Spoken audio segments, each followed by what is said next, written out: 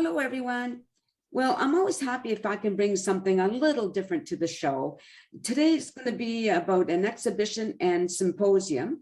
And here to speak all about it and explain what it is my guest, Betty Spackman. Betty, welcome to the show.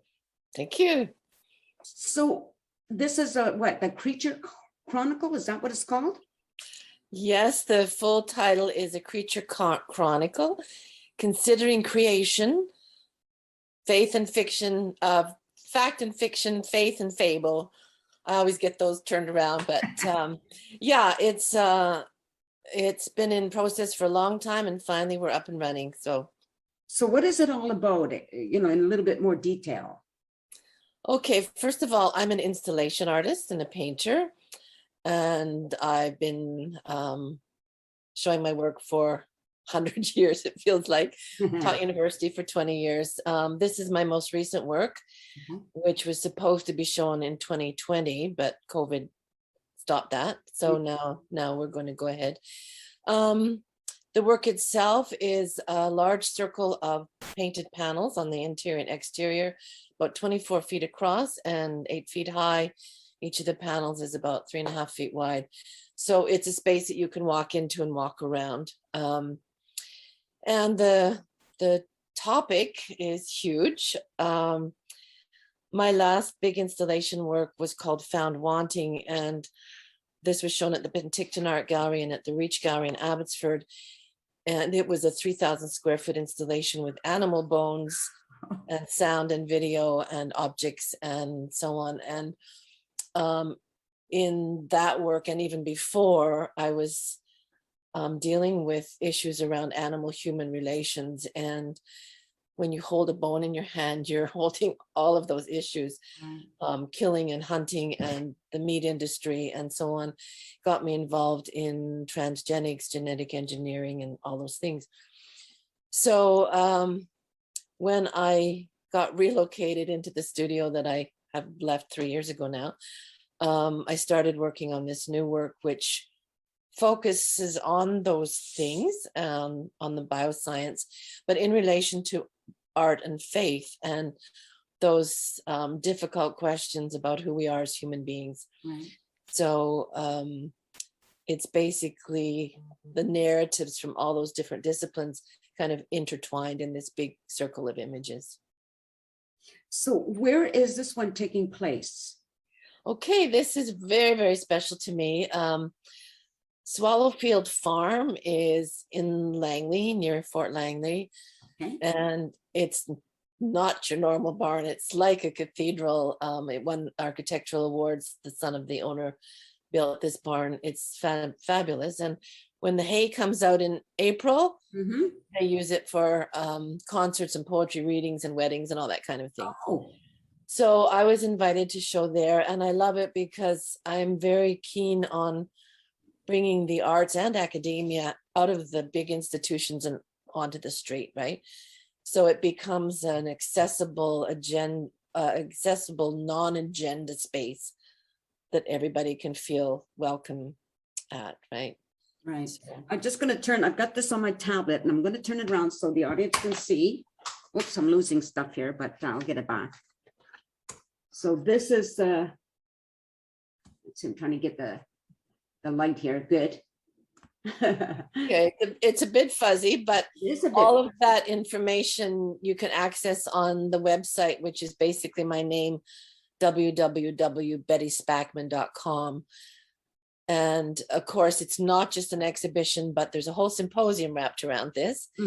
And for 4 weeks, there are 37 speakers, scholars, artists, musicians, storytellers, actors, writers participating in a series of talks and concerts, which is very exciting. And people can access most of the talks online on YouTube. They'll be live streamed. Okay.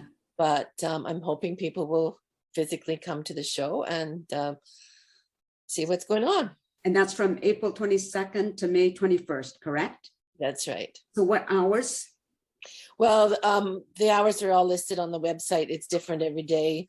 Okay. The exhibition itself is open most of the week, and then Wednesdays and Saturdays are the talks. Right. And oh, sorry, go ahead. Sorry. No, that's all. I was just going to say, I tell people all the time, like if you're going to look at art, if you have the chance to see it in person rather than online, there is such a big difference.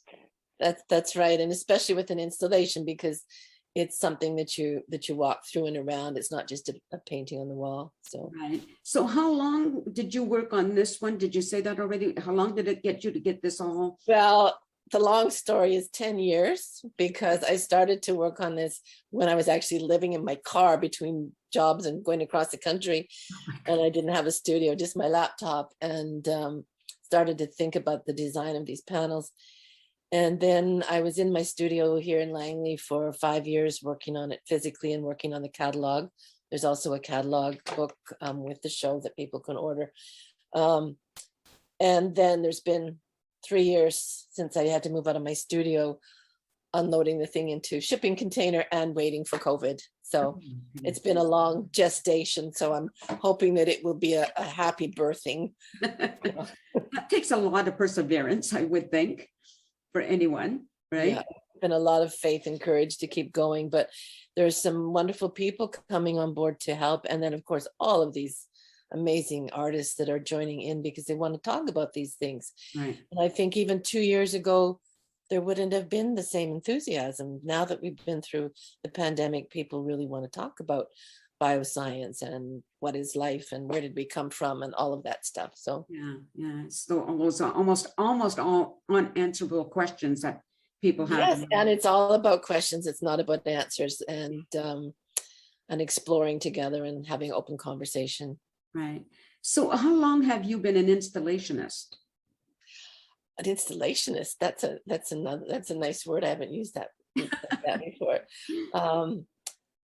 Well, yeah, for most of my art career, I started my creative endeavors doing theater, and then I did animation, and as I said, I've been teaching forever, and I was collaborating with artists in Europe back and forth for a long time, and my base was in Toronto and in Austria for a long time. And since I graduated from York doing my MFA, I was working in installation work, and I also paint. I like to paint, but it's kind of my secondary practice. Okay. I love the possibility of using all kinds of mediums in an installation because I like to work in a lot of different ways. So, Right. and I like to collaborate with people. And when you're doing huge exhibitions like that, this one not so much because it's one piece that I basically painted. Right. But normally I'm working with sound artists and video artists and so on, and I love to collaborate. So Right. And I just find that artistic people have such, well, I don't know, multiple things going on in their brains all the time, right? we're screwed up. That's yeah. And in the education system, it's been difficult for students because of standardized learning. You're really funneled into certain areas. Yes. And I've taught in some colleges and so on that are not well equipped and so on, and students might get a drawing class or a painting class, but in their head they've got a film or they've got a sound work or whatever. So my background has been beneficial in teaching because I've been able to do things with students and allow those multitasking creative things to come forth, right? So Beautiful. Yes. Because when we went to school, it was all about the academics, basically. yeah. Right. I always think you do a disservice to the children who are musically inclined or artistically inclined in the classroom. They don't get to expand that. So I'm glad to hear that you've been able to help do that. Well, I think that the arts are finally being recognized as not accessory but necessity. Yes. And especially in these sad, tragic days all over the world, the arts are one of the ways for bringing healing and reconciliation and conversation that pass over some of our systems and language. So yeah, for sure. I totally agree. Now, are you still teaching at this time? no, I've kind of officially retired, but I was doing a lot of community teaching up until the end of this show and the pandemic and so on. I haven't been doing anything right now, but I'll probably go back to doing some community teaching again. And what exactly will you be teaching? What is the most? I don't know yet. I've done many, many different kinds of courses over the years. The last one I did before things shut down was a course on text and image relationships, and so that was fun because I was working with artists and writers together. And Right. so I don't know. I just want to get through this monster of a show and see what happens. Right. Yeah. Well, I won't keep you too long because I know you're very, very busy. You said you had company coming and this is still in the works, but I wanted to interview this before this takes place so that I can share it. And thank you so much. Oh, you're certainly welcome. And just stay on camera. And we're going to say goodbye to everybody. So everybody, if you get a chance to go to Langley, this is a Creature Chronicle. It takes place April 22nd, May to May 21st. And it's at the Swallowfield Farm. And I think you'll be really pleased if you do get there. But there's also, I will share the link, and there's also online, you can see some of it. So thank you for watching this show, everybody. Take care and peace out. Thank you so much. A sense of community, Chilliwack's a place to be. A sense of community where you're free. Rolling through the mountains, rolling through the valley, rolling through paradise with me. It's multicultural, you're sure to see it all. Chilliwack's a place to be, you'll see. Come party in the park, go dancing after dark. Chilliwack's a place to be, you'll see.